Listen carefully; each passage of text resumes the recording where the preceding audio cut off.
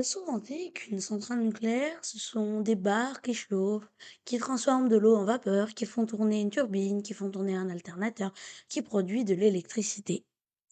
Ah, en vrai, comment ça marche? Aujourd'hui, nous répondrons à cette question.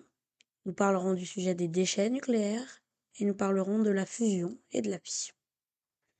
D'abord, voyons comment ça fonctionne. C'est comment un atome, Jamy? Bien, il faut savoir que la nature est constituée d'éléments. Le fer, l'oxygène, l'uranium sont des éléments. Ces éléments, ils sont constitués de petites particules, les atomes. Et un atome, ça ressemble à ça, c'est-à-dire un noyau avec des électrons qui gravitent autour. Merci, Jamy. Donc, quand on produit de l'électricité, on commence par prendre de l'uranium 235 ou du plutonium 239, qui sont des noyaux instables.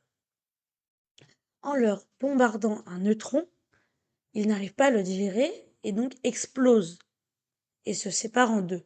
En se séparant, ils libèrent de l'énergie sous forme de radiation et de chaleur. La chaleur produite par la fission donc chauffe de l'eau qui fait tourner une turbine qui entraîne un alternateur qui produit de l'électricité. Voilà. Parlons maintenant d'un sujet qui fait débat, les déchets nucléaires. Déjà, après que le combustible nucléaire a été fissionné, la centrale doit être arrêtée pour le changer. Cela crée donc des déchets nucléaires qu'il faut isoler au plus vite. Pourquoi? En fait, quand les atomes se fissionnent, ils libèrent trois types de rayons. Les rayons alpha, que l'on peut comparer à un ballon de basket et qui sont stoppés par une simple clôture. Les rayons bêta, comparables à une bille, qui peuvent être stoppés par un mur en bois. Et les rayons gamma, qui sont les plus dangereux. Ils ne sont qu'une onde que l'on peut stopper avec un mur de béton plusieurs mètres. S'ils atteignent notre corps, ils détruisent tout sur leur passage et peuvent causer de graves dommages. Mais alors, comment faire pour ne pas produire de déchets?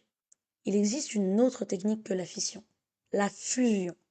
Premièrement, ça ne crée pas de déchets. Deuxièmement, pour la même quantité de matière, cela peut produire jusqu'à 10 fois plus d'énergie que la fission. De plus, les risques d'accident sont bien moindres. S'il y a le moindre problème, la réaction s'arrête quasi instantanément.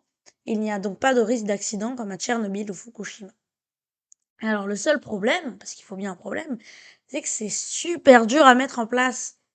Déjà, il faut chauffer les atomes très fort, à plus de 150 millions de degrés.